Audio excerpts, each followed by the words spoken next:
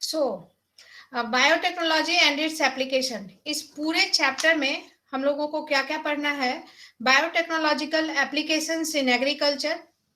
इसके पहले वाले चैप्टर में हमने ये पढ़ा कि biotechnology and its principle and process इसका क्या है, बायोटेक्नोलॉजी किस प्रिंसिपल पे डिपेंड कर रहा है, उसका प्रोसेस क्या है, उसमें कैसे टूल्स यूज करते हैं। अब ये पूरा चैप्टर उसके एप्लीकेशन पे डिपेंड है। मीन्स जब हमारी टेक्नोलॉजी बायोटेक्नोलॉजी डेवलप हो गई तो हमने उसको किस किस फील्ड में अप्लाइड किया, प्रोडक्ट को गेन करने के लिए कहाँ कहाँ जीन को हमने कैसे कैसे मॉडिफाई किया। एक बात और मैं पहले ही भी बोल चुकी हूँ कि किसी भी केस में जेनेटिक लेवल पे जाके उसको मॉडिफाई करना, उसको अपने डिजायर्ड प्रोडक्ट को बनाने के लिए किसी भी तरह मैनिपुलेट करना तुम्हारा बायोटेक्नोलॉजी में आएगा। So biotechnological applications in agriculture, biotechnological applications in medicine, transgenic animals means जिसमें वो रिकम्बिनेंट या डिजायर्ड डीएनए को हम लोग इंसर्ट किए हैं, that animals become transgenic animals. And ethical issues means किस हद तक, किस लिमिट तक हम लोग ये जेनेटिकली मॉडिफाई एनिमल का क्रिएशन कर सकते हैं, ये जेनेटिकली मॉडिफाइड प्रोडक्ट को ले सकते हैं। नहीं तो पता चला कि सारे ऑर्गेनिज्म जो हैं वो जेनेटिकली मॉडिफाइड हो गए and they are producing the product according to our desire, और सारे जो एनिमल्स हैं वो सारे एनिमल जेनेटिकली मॉडिफाइड होके और हमारे डिजायर के अनुसार प्रोडक्ट बना रहे हैं। तो ईश्वर ने बनाया कुछ और हम लोग आर्टिफिशियली मैनुअली उसको कुछ और में कन्वर्ट करते जा रहे हैं। तो ऑफ कोर्स हमारा बायोस्फीयर और जो ये इकोसिस्टम है वो डिस्टर्ब होगा। सो एक एक करके पढ़ते हैं। Biotechnology as you would have learn from the previous chapter essentially deals with the industrial scale production of biopharmaceuticals, means it will include the drugs and medicines. Biologicals use genetically modified microbes, fungi, plants and animals. Biotechnology सारे उस living organism को include करेगा जो कि genetically modified हुए हैं, उनके gene को मैनिपुलेट किया गया है किसी भी तरह, और उनके प्रोडक्ट को हम लोग उनके प्रोडक्ट को हम लोग वेलफेयर के लिए यूज कर रहे हैं। The application of biotechnology includes therapeutics, diagnostic, मतलब बायोटेक्नोलॉजी का यूज करके हम लोग डायग्नोस्टिक केस में भी यूज करते हैं, मतलब किसी डिजीज को पता करने में, जैसे पीसीआर का यूज कर रहे हैं। तो पीसीआर भी एक टूल है बायोटेक्नोलॉजी का। जेनेटिकली मॉडिफाइड क्रॉप्स यूज करते हैं एग्रीकल्चर के लिए, प्रोसेस्ड फूड यूज करते हैं, बायो रेमिडिएशन करते हैं, मतलब बायोटेक्नोलॉजी का यूज करके हम लोग किसी डिजीज का रिमेडी निकालते हैं, वेस्ट ट्रीटमेंट करते हैं, एनर्जी प्रोडक्शन करते हैं। 3 critical research area of biotechnologies are providing the best catalyst in the form of improved organism, usually a microbe or pure enzyme, creating optimal condition through engineering for a catalyst to act. तो critical research area क्या है इस biotechnology में? Means हम लोग process और principles तो जान गए हैं, लेकिन अब किस फील्ड में, बायोटेक्नोलॉजी के किस फील्ड में रिसर्च किया जाता है? तो क्या providing the best catalyst in the form of improved organism, usually a microbe or pure enzyme. Pure enzyme के जो हम लोग बायोटेक्नोलॉजी में यूज करते हैं उस एरिया में वर्क किया जा रहा है। ऑप्टिमल कंडीशन बनाया जाए through engineering for a catalyst to act, जो कैटलिस्ट है उसको कैसे बेस्ट वे में वो एक्ट कर सकता है। Down stream processing technology to purify the protein and organic compound. मुझे लगता है कि ये थर्ड वाले स्टेप पे सबसे ज्यादा अभी रिसर्च किया जा रहा है कि आखिर जेनेटिकली मॉडिफाइड होने के बाद उसके प्रोडक्ट को हम लोग कैसे स्टेरलाइज कंडीशन में और ज्यादा से ज्यादा उसका उत्पादन कर पाए। तो ये सभी प्रोसेस, ये सभी फील्ड्स हैं बायोटेक्नोलॉजी के जिसपे अभी रिसर्च किए जा रहे हैं, और ये फील्ड है, इसमें रिसर्च करने की संभावना भी ज्यादा है। बायोटेक्नोलॉजिकल एप्लीकेशंस इन एग्रीकल्चर, तो जैसा कि इसमें दिया हुआ है ऑब्जेक्टिव्स लर्निंग कि उसमें हमें क्या क्या पढ़ना है। तो पहला पढ़ना है कि biotechnology application in agriculture. Agriculture में हम लोग बायोटेक्नोलॉजी का कैसे एप्लीकेशन यूज किए हैं। अब बताओ, जैसे कि कोई प्लांट है वो बहुत इंसेक्ट से या किसी चीज से डिस्टर्ब हो रहा है, तो हम लोग क्या किए कि उस प्लांट के जीन को ऐसा मॉडिफाई किए कि वो इंसेक्ट उसको खाने जाए, तो वो प्लांट ना ऐसा कुछ टॉक्सिक बनाने लगे कि वो प्लांट को डिस्टर्ब नहीं करे, लेकिन वो इंसेक्ट जो उसको खाए उसके उसके गट में जब वो प्रोडक्ट जाए तो वो इंसेक्ट को मार दे। तो हुआ ना यहाँ पे बायोटेक्नोलॉजी का मॉडिफिकेशन, यूज, एप्लीकेशन की हम लोग उस प्लांट के जीन को क्या किए, मॉडिफाई। यस, मॉडिफाई किए। बीटी कॉटन का केस है ना? हाँ, ये बीटी कॉटन का केस है। So biotechnological applications in agriculture, that's why you don't attend the class. Yes है ना। Let us take a look at the three options that can be thought for increasing food production. तीन option को देखते हैं कैसे food production बढ़ाया जा सकता है हम लोगों का। Agrochemical based agriculture, agrochemical based agriculture, organic agriculture and genetically engineered crop based agriculture. दो, ये तीन ऑप्शन है, इस तीनों ऑप्शन में से कि हम लोगों को कोई बेस्ट ऑप्शन सेलेक्ट करके और हम लोगों को फूड प्रोडक्शन को बढ़ाना है, जिसमें एग्रोकेमिकल बेस्ड एग्रीकल्चर का तो भुगतान हम लोग भुगत चुके हैं ग्रीन रिवॉल्यूशन वगैरह के बाद, जिसके बाद काफी इंसेक्टिसाइड्स और ये सब का यूज होना लगा, पेस्ट्स और केमिकल फर्टिलाइजर्स का यूज बढ़ा। उसके बाद ऑर्गेनिक एग्रीकल्चर की ओर हम लोग मूव किए हैं एंड जेनेटिकली इंजीनियर्ड क्रॉप की ओर भी हम लोग इम्प्रूव किए हैं, मतलब मूव किए हैं। The green revolution succeeded in tripling the food supply, but yet it is not enough to feed the growing human population. Increased yields had partly been due to the use of improved crop varieties, but mainly due to the use of better management practices and use of agrochemicals, fertilizers, and pesticides. However, for farmers in the developing world, agrochemicals are also often very expensive, and further increase in the yield with existing varieties are not possible using conventional breeding. अब जो green revolution आया, इसका सबसे main जो क्या कहेंगे lacuna था, उसका जो फीडबैक ये था कि उसमें उसने बायोकेमिकल सॉरी केमिकल फर्टिलाइजर्स की डिमांड काफी बढ़ा दी। इल्ड तो ठीक था, बढ़ा, लेकिन डिमांड भी काफी बढ़ी। तो जो डेवलपिंग कंट्री थे वो इस ग्रीन रेवोल्यूशन के द्वारा उत्पन्न किए गए हाइब्रिड क्रॉप्स को नहीं लगा पाते थे, क्योंकि उनके पास इतना उनको मेंटेन करने का खर्च जो था वो इकोनॉमिक उनके लिए नहीं था, उनके लिए काफी खर्चीला पड़ रहा था।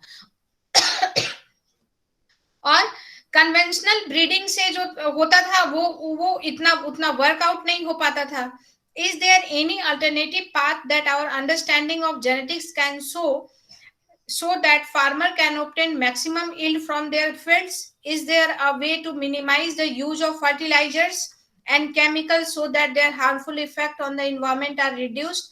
फिर क्वेश्चन उठने लगा कि आखिर कैसे हम लोगों का कोई तरीका है कि हम लोग कैसे फर्टिलाइजर्स एंड केमिकल्स का यूज कम कर दें, कुछ जेनेटिक्स के लेवल पे जाके कुछ ऐसा काम करें कि फार्मर्स को इकोनॉमिक हो, फार्मर्स को इतना ज्यादा दूसरे रख रखाव पे खर्च ना करना पड़े। Use of genetically modified crop is a possible solution.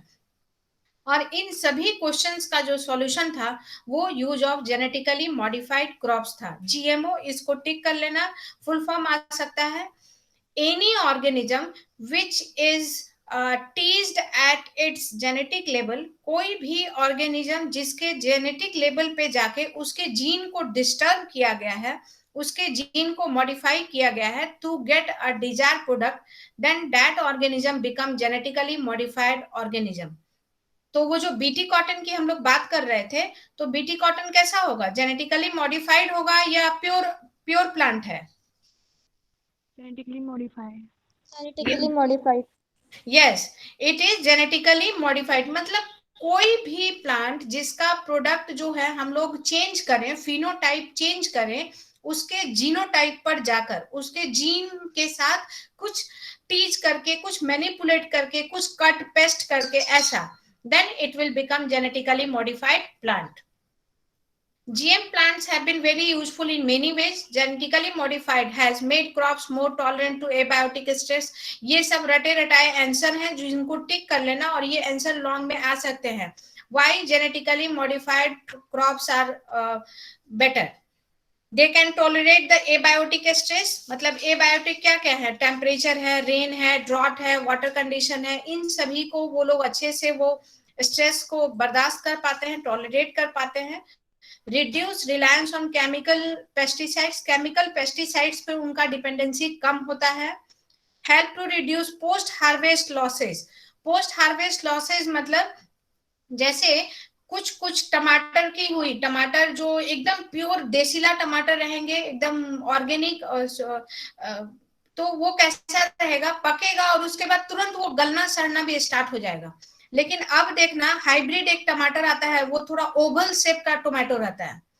वो देखना वो सड़ जाता है लेकिन एकदम गलगलाए, पैलिएबल कभी नहीं होगा और वो सड़ेगा बहुत दिन बाद.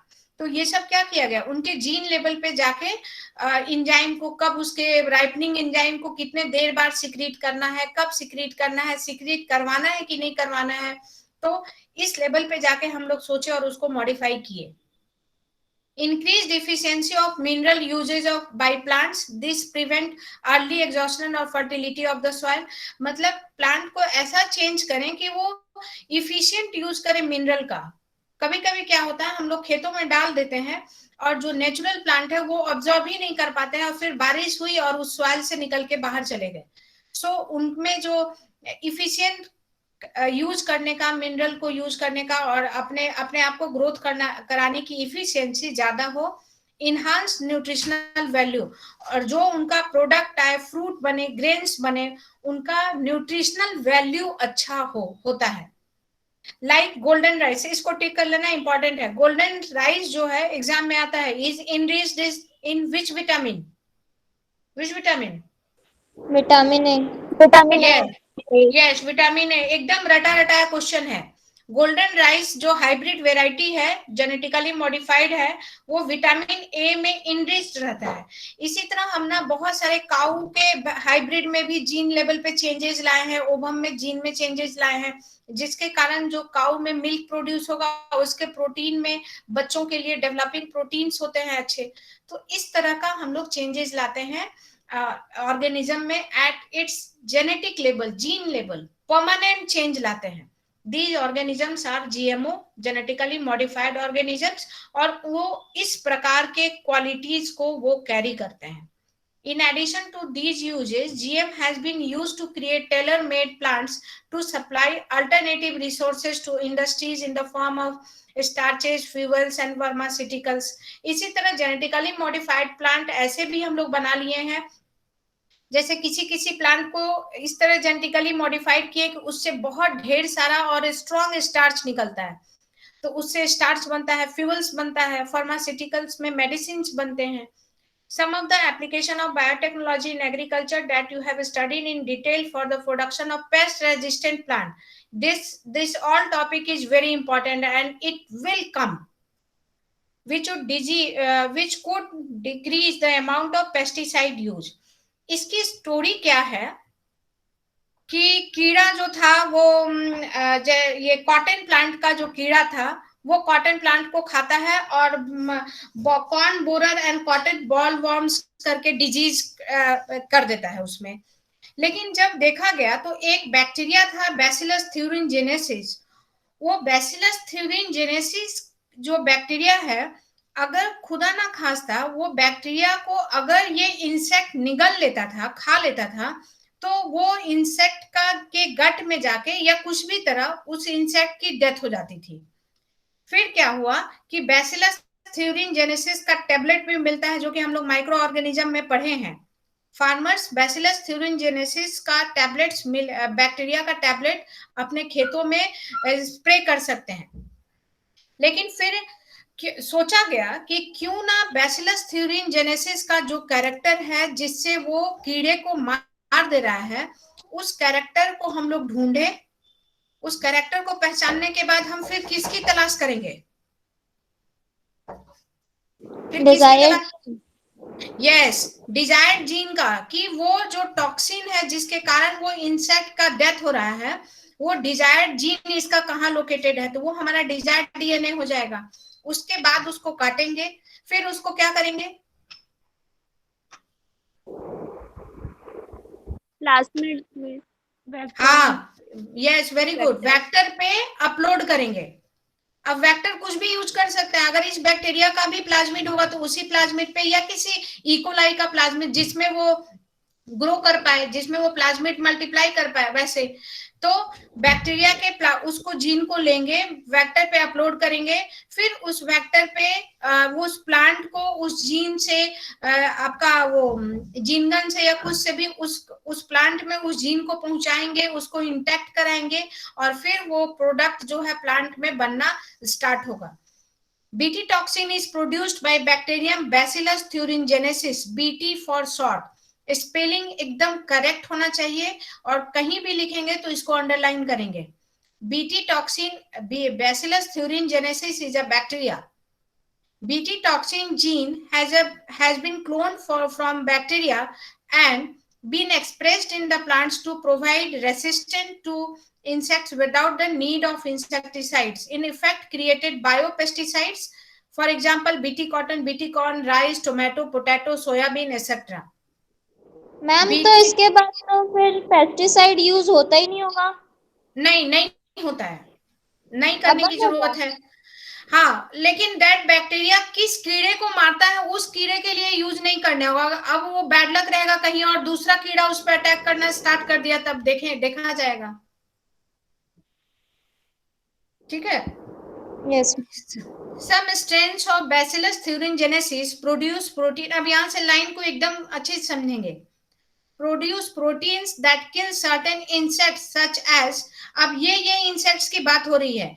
लेपिडोप्टेरन्स, देखो जब मिट्टी मिट्टी में कुछ कीड़े को तुम लोग देखते होगे, ये पूरे, अच्छा बोलो तो ये माइक्रो, ये लेपिडोप्टेरन्स जो है तुमको आंखों से दिखेंगे कि नहीं?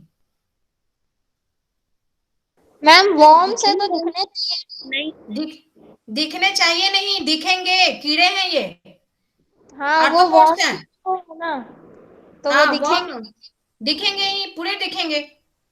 इंसेक्ट सच एज लेपिडो, अभी भी तुम मिट्टी में देखना कोई कोई कीड़ा नहीं है, वो लेडी बग कीड़े के ब्लैक कलर का और उस पे रेड कलर का स्पॉट रहता है, वही उसी सब कीड़े की बात हो रही है।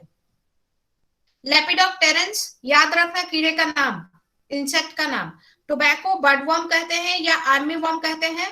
कॉलियोप्टेरन्स बीटल्स कहते हैं।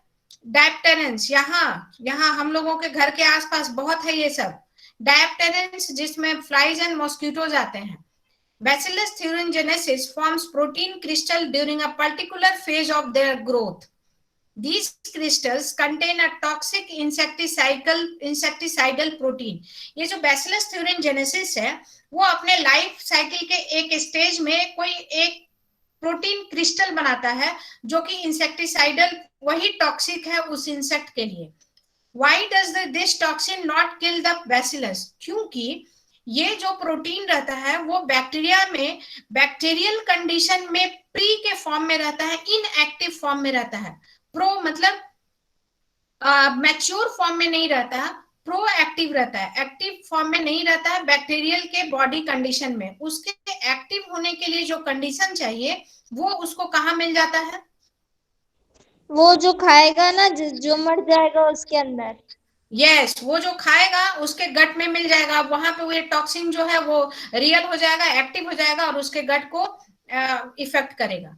Actually BT toxin protein exist as inactive protoxin, but once tick करना इस लाइन को, but once an insect ingests the inactive toxin, it is converted into active from a toxin due to the alkaline pH of the gut. ये आपका question बनता है, alkaline pH of the gut, acidic pH of the gut, neutral pH of the gut, MCQ में आ सकता है। यहाँ 1 marks, अब तो MCQ आएगा नहीं। MCQ is not coming in your CBSE exam. MCQ जो आ रहा है वो केस बेस्ड क्वेश्चन पे रहेगा, जिसके पैरा ऑलरेडी दिया रहेगा और उस बेस्ड पे MCQ आ रहा है। इन जनरल पूरे चैप्टर से लेके कोई MCQ नहीं आ रहे हैं। सो आप लोग अपना हैबिट चेंज करिए, गूगल फॉर्म से जो बिगड़ी हुई हैबिट है वो सुधारना पड़ेगा, प्री बोर्ड में पूरा दमखम लगा देना है। फिलिप्स टाइप का आएगा मैम? वन वर्ड आंसर या one sentence answer, one word या वन सेंटेंस आंसर आएगा। जैसे टेक्सोनॉमी मतलब वो टर्मिनोलॉजी आएगा, टर्म्स पूछेंगे, या एक वर्ड में आंसर आएगा। जैसे एक वर्ड का आंसर होगा why bacillus thuringiensis is not infected और not dead by its protein, तो आंसर क्या होगा? वो इनएक्टिव होता है because the toxin, the protein that is present in the bacteria is in the form of inactive, protoxin is present.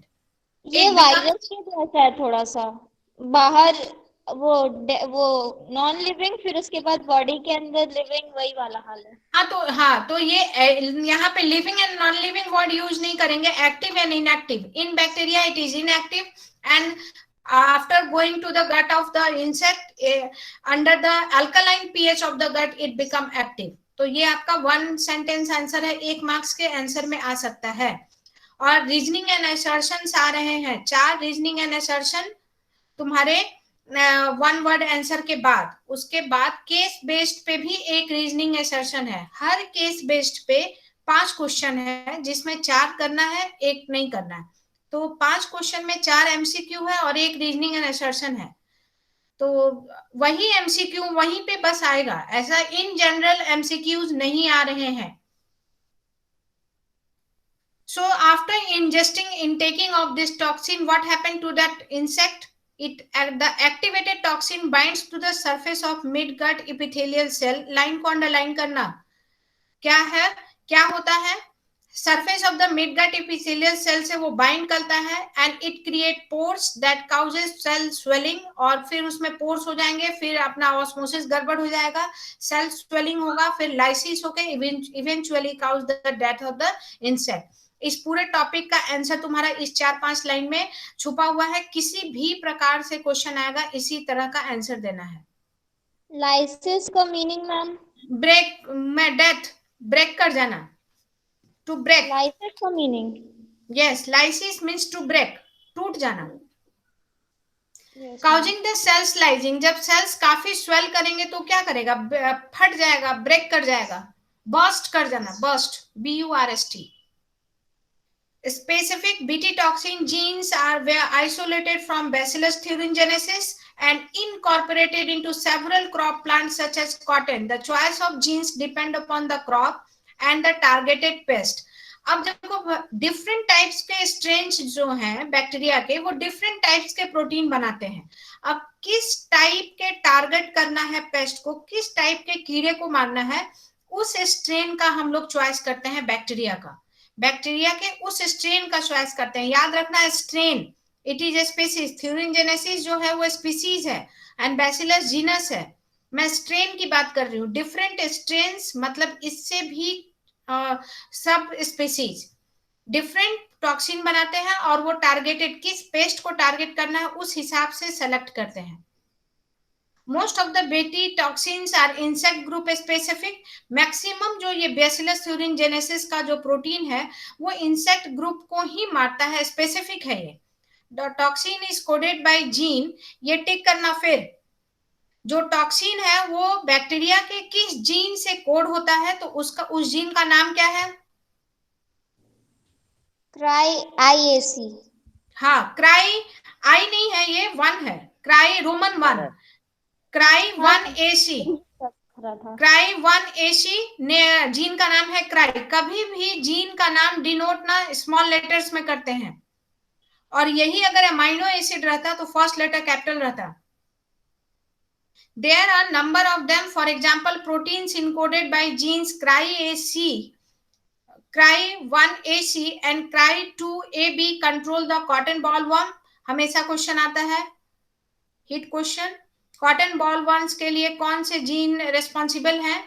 मतलब ये जो कॉटन बॉलवर्म्स हैं, ये जो कीड़ा है बॉलवर्म्स, उसको कंट्रोल करने के लिए बैक्टीरिया का कौन सा जीन है? cry1AC and cry2AB। उसी तरह कॉर्न बोरर जो वो ये कीड़ा है, कॉर्न बोरर, वो उसके लिए कौन सा जीन है बैक्टीरिया में? cry1 AB। यस, cry1AB, ये इंपॉर्टेंट है। फिर कौन से जीन किस इंसेक्ट के लिए टॉक्सिन बनाते हैं? बैक्टीरिया का कौन सा जीन? अब इस जीन को हम लोग काटेंगे और काट के जिस तरह भी जिस भी वेक्टर पे अपलोड करना है वो दूसरा बात हो गया। किस वेक्टर को सेलेक्ट करेंगे, प्लांट में कैसे डालेंगे, क्या करेंगे, ये सभी स्टेप्स दूसरे हो गए। लेकिन क्योंकि बात आई है जेनेटिकली मॉडिफिकेशन की, कॉटन प्लांट का जीन मॉडिफाई हो रहा है, बैक्टीरिया का ये जीन कॉटन प्लांट में इंसर्ट किया जा रहा है, so it will be taught under the application of biotechnology. How it will be perform, जितनी आसानी से लिख दिया गया है उतना आसान है नहीं।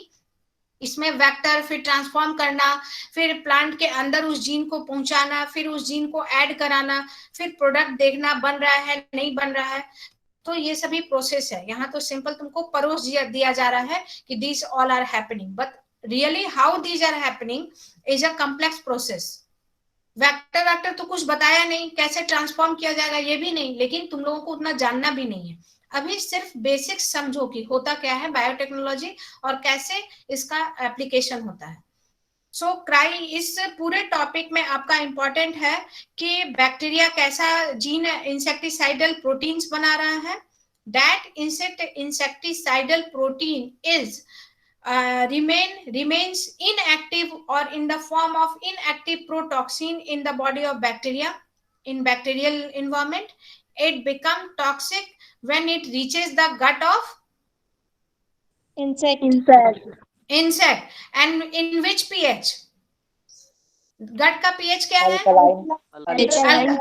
Alkaline pH। And in that alkaline pH जो टॉक्सिन है वो एक्टिवेटेड होता है और फिर activated form, yes, and then it surface of midgut epithelial पे अटैक बाइंड करता है, फिर उसमें क्रिएट पोर्स, उसमें पोर्स क्रिएट करता है जिसके कारण वो स्वेल हो जाता है सेल, उसकी लाइसिस हो जाती है, मींस सेल ब्रेक कर जाता है और उस पूरे गट, अब गट की लाइसिस हो जाएगी और उस इंसेक्ट का डेथ हो जाएगा। फिर आपको बैक्टीरिया जीन जो रेस्पॉन्सिबल है उसका नाम जो है वो याद करके रखना है।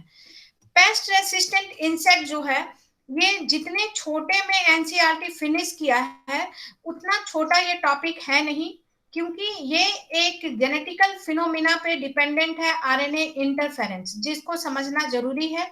ये मैं नेक्स्ट क्लास में एक्सप्लेन करूंगी और इसका वीडियो बना के डालूंगी। वीडियो अलग से बनेगा समझने के लिए कि आरएनए इंटरफेरेंस, पहले आरएनए इंटरफेरेंस क्या है, फिर इसको बेसिस मान के हम लोग कैसे मॉडिफाई किए प्लांट को ताकि आरएनए इंटरफेरेंस के द्वारा वो प्लांट पेस्ट रेसिस्टेंट बन जाए।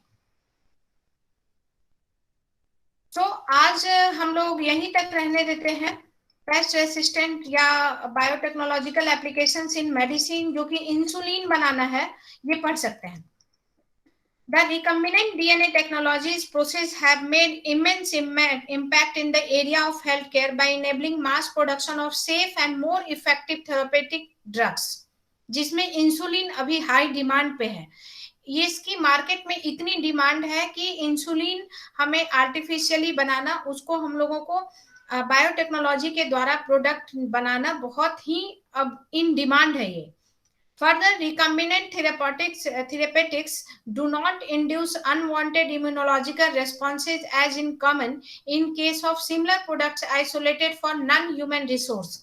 अगर मानो कभी कभी हम लोग क्या करें कि इंसुलिन जो है वो ह्यूमन रिसोर्स से ना निकाल के कहीं और का इंसुलिन, जैसे दूसरे मैमल्स हैं, पिग है, डॉग है, उसमें भी इंसुलिन सिक्रीट होता होगा, उसके इंसुलिन को उठा के हम लोग खुद में यूज करें तो हो सकता है कि अनवांटेड इम्यूनोलॉजिकल रिस्पॉन्स तुम्हारा क्रिएट हो जाए, बॉडी में इम्यूनोलॉजिकल रिस्पॉन्स दिखना स्टार्ट हो जाए। यस, लेकिन कभी हम क्या करें कि ह्यूमन रिसोर्स का, ह्यूमन का ही जो जीनोम रेस्पॉन्सिबल है इंसुलिन बनाने के लिए, उसको एक बार निकालें, उसको लैब में एम्पलीफाई करें। एम्पलीफाई किससे करेंगे? PCR. Yes, very good, PCR से एम्पलीफाई करें, फिर उसको पूरे लार्ज अमाउंट ऑफ वेक्टर पे अपलोड करें, फिर उसको प्रोडक्ट बनाएं। तो ह्यूमन रिसोर्स वो ह्यूमन ओरिजिनेटेड इंसुलिन होगा, क्योंकि उसका जीन कहाँ से लिया गया? ह्यूमन से। ह्यूमन से। तो इसमें इम्यूनोलॉजिकल रिस्पॉन्स होने की संभावना कम है, और इस तरह यहाँ पे हम लोग बायोटेक्नोलॉजी का यूज किए।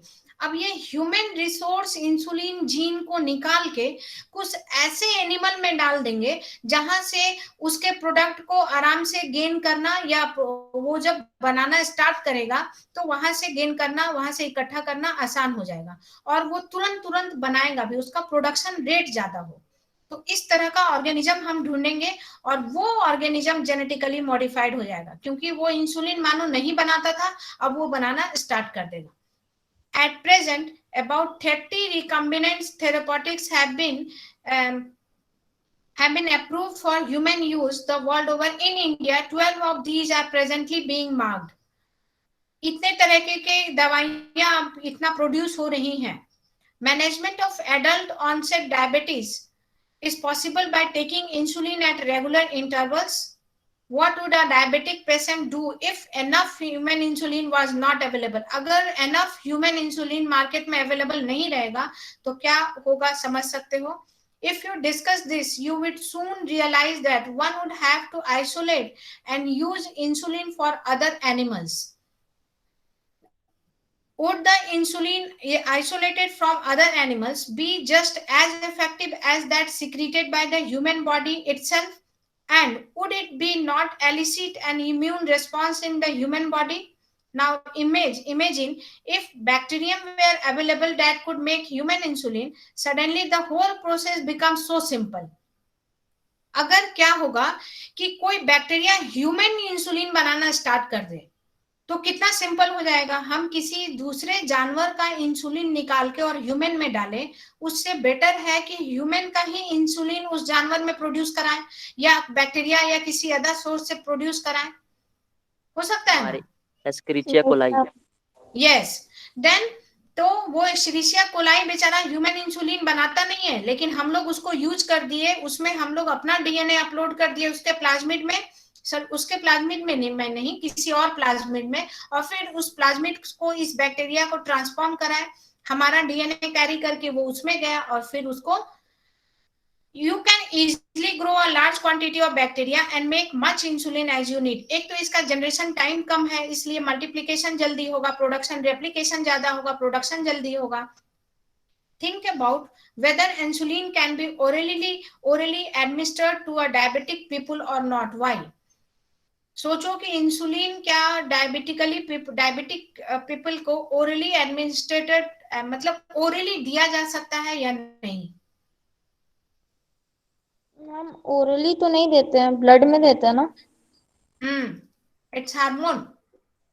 Insulin used for diabetes was earlier extracted from pancreas of slaughtered cattle and pig. पहले जो इंसुलिन जो ये यूज होता था, वो जो जानवर वानवर मर जाते थे या स्लॉटर्ड पिग्स से या कैटल से वो इंसुलिन को निकाला जाता था। Insulin from an animal source though caused some patients to develop allergy or other types of reaction to the foreign protein, क्योंकि ये ह्यूमन प्रोडक्ट नहीं रहता था, जिसके कारण किसी किसी व्यक्ति में ये इंसुलिन एलर्जी वगैरह भी क्रिएट कर देता था। Insulin consist of 2 shorts polypeptide chain, ये टिक करेंगे, ये लाइन अब इंपॉर्टेंट है। मैच्योर फॉर्म में इंसुलिन 2 पॉलीपेप्टाइड चेन का बना हुआ है, और ये पॉलीपेप्टाइड चेन का मोनोमेरिक यूनिट क्या है?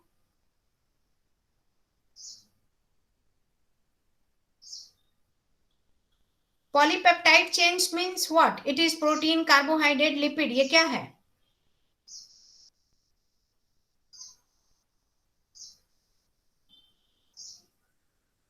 Peptide bond, yes, protein. Insulin is protein, lipid में ग्लाइकोसाइडिक बॉन्ड रहता है, कार्बोहाइड्रेट्स में भी ग्लाइकोसाइडिक बॉन्ड रहता है, लिपिड में तो डिफरेंट और भी बॉन्ड हो सकते हैं। Polypeptides means protein. These are made up of peptide chains and monomeric unit is amino acid. तो इसमें 2 चेन, बड़े 2 चेन प्रेजेंट रहते हैं, chain A and chain B, that are linked together by disulfide bridge. Diagram में देखिए, ये छोटे छोटे जो दिख रहे हैं ये डाइसल्फाइड ब्रिज हैं। प्रोटीन में सल्फाइड बॉन्ड प्रेजेंट रहता है। In mammals including human insulin is synthesised as a pro hormone like proenzyme prohormone also need to be processed before it becomes fully mature and functional hormone which contains an extra stretch called the C peptides। अब देखो, जब ये insulin बनता है body में तो ये pro के फॉर्म में रहता है, मतलब इनएक्टिव फॉर्म में रहता है। इस इनएक्टिव फॉर्म में इसमें 3 पेप्टाइड चेन प्रेजेंट रहते हैं, A B and C. Yes, C. अब क्या होगा, अब देखो क्या होगा, सोचो अगर हम लोग क्या करें कि ह्यूमन जीनोम जो कि इंसुलिन को बनाता था उसको काट के हम लोग बैक्टीरिया में डाल दिए, ठीक है। हम लोगों में तो वैसा इन्वायरमेंट है कि इस इंसुलिन, हमारा बॉडी अडेप्टेड है कि हम में प्रो इंसुलिन बनता है और हमारा बॉडी उसको इन्वायरमेंट प्रोवाइड करेगा उस प्रो इंसुलिन को इंसुलिन में बना कन्वर्ट करने का, करेगा ना। Yes ma'am. लेकिन क्या बैक्टीरिया में जब हम अपना डीएनए बैक्टीरिया में डाल देंगे तो बैक्टीरिया तो बेचारा वो पहले तो इंसुलिन बनाता नहीं था, अब वो इंसुलिन बनाना स्टार्ट करेगा और वो इंसुलिन कैसा बनाएगा, प्रो बनाएगा कि एक्टिव बनाएगा? एक्टिव बनाएगा। कैसे एक्टिव बनाएगा? प्रो एक्टिव का तो हम लोग कंडीशन डाले नहीं, हम तो जीन डाले हैं और जीन कैसा बना रहा है? प्रो। और प्रो बनाएगा तो उस बैक्टीरिया में फिर ये इन्वायरमेंट रहेगा कि प्रो को फिर वो एक्टिव में कन्वर्ट कर दे? नहीं रहेगा, बिल्कुल, वेरी गुड। तो अब क्या होगा, अब यहाँ चिंता की बात हुई ना, क्योंकि हमारा जीनोम तो ये प्रो के फॉर्म में बनाता है, लेकिन हमारा बॉडी जानता है कि इस प्रो को फिर एक्टिव में कैसे कन्वर्ट करना है, ये हार्मोन्स मेरे में है। हमारा बॉडी इन्वायरमेंट जानता है कि इस प्रो को कब एक्टिव में फॉर्म करना है, लेकिन बेचारा बैक्टीरिया तो जानता नहीं है। हमारे जीनोम को जैसा काट के उसमें डाला गया वो वही बनाएगा, दैट द प्रो इंसुलिन बनाएगा और वो प्रो इंसुलिन तीनों पेप्टाइड चेन को कंटेन किया रहेगा, ए बी एंड सी। लेकिन इस प्रो इंसुलिन को एक्टिव इंसुलिन में कन्वर्ट करने के लिए इस सी पेप्टाइड चेन को काट के बाहर निकाला जाता है और ए और बी को ही ऐड किया जाता है फिर से। डायग्राम में देखो, ए बी ब्लू कलर का है, ग्रीन है, and C peptide grey colour है। मैच्योर कब बना, जब ये ग्रीन एंड ब्लू कंबाइंड है और सी ग्रे कलर वाले को काट के निकाल दिया गया, फ्री सी पेप्टाइड, और ये दोनों को डाइसल्फाइड बॉन्ड से, ए एंड बी को डाइसल्फाइड बॉन्ड से ऐड कर दिया गया, तब ये मैच्योर बना। तो क्या किया गया, इसका सॉल्यूशन क्या हुआ, सोचो, और बेसिक लेवल पे जाया गया। ये देखा गया कि ए पेप्टाइड कौन बनाता है, बी पेप्टाइड कौन सा सेगमेंट बनाता है, सी पेप्टाइड को छोड़ा गया।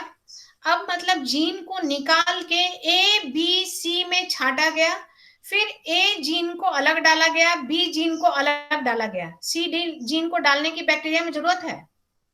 नहीं। No ma'am. नहीं, नो, वेरी गुड। तो हम लोग ए बी को अब अलग अलग डाले, मतलब कोई केवल ए बनाएगा फिर बी बनाएगा, और फिर हम लोग आर्टिफिशियली लैब में प्रोडक्ट निकलने के बाद उस पे डाइसल्फाइड बॉन्ड को ऐड करके इस ए एंड बी को जोड़ेंगे। सुनो, ये इतना आसान नहीं है कि ए बैंड एक रस्सी है और बी एक रस्सी है, दोनों में गांठ बांध दिए। ये पूरा किस लेवल पे चल रहा है? माइक्रोस्कोपिक लेवल पे। माइक्रोस्कोपिक एंड केमिकल लेवल पे, सब टेस्ट ट्यूब और लेबोरेटरी में हो रहा है, इतना आसान नहीं है। ऐसी ऐसी घटनाएं हुई इस इंसुलिन को, ये प्रॉब्लम आया और फिर ये सोचा गया, यहाँ लिखा हुआ है देखो, in mammals including human, insulin is synthesized as prohormone, like proenzyme prohormone also needs to be processed before it becomes fully mature and functional hormone which contains an extra stretch called C peptide। मतलब pro insulin जो है वो 3 peptide का बना हुआ है, 3 A B and C। The C peptide is not present in the mature insulin, टिक कर लेंगे इसको, and is removed during maturation into insulin। जब प्रो इंसुलिन इंसुलिन में मैच्योर करता है तो सी पेप्टाइड को हटा दिया जाता है। The main challenge for production of insulin using rDNA technology was getting insulin assembled into mature form। ये सबसे बड़ा प्रॉब्लम होने लगा कि मैच्योर फॉर्म में कैसे होगा। तो यही सोचा गया कि हम लोग ए को अलग प्रोड्यूस कराएंगे, बी को अलग प्रोड्यूस कराएंगे, सी को प्रोड्यूस कराने की जरूरत ही नहीं है। मीन्स केवल ए जीन को सर्च करेंगे, बी जीन को सर्च करेंगे, सी का कोई काम नहीं है, और फिर उसको इनकॉर्पोरेट करके आर्टिफिशियली ऐड करेंगे। In 1983, Eli Lilly, an American company, prepared two DNA sequences corresponding to A and B chains of human insulin and introduced them in plasmid of E. coli to produce insulin chain. The chains of A and B were produced separately, extracted and combined by creating disulfide bonds to form the human insulin. और इस तरह chain A के particular gene को, chain B के particular gene को, segment को चुना गया और कंप्लीट इंसुलिन के जीनोम या जीन को ना डाल के ए एंड बी अलग अलग जीन को बैक्टीरिया में डाला गया, अलग अलग प्रोड्यूस कराया गया और फिर उसको लैब में क्या किया गया, डाइसल्फाइड बॉन्ड से जोड़ा गया। यस, लैब में डाइसल्फाइड बॉन्ड से जोड़ा गया और सी का कोई प्रोडक्शन नहीं हुआ। तो एग्जाम में क्वेश्चन आता है, how many polypeptides are present in pro insulin? 3. Name all the polypeptides present in pro insulin. A, B and C. C. Name how many polypeptides are present in mature insulin? 2. Name them. A and B.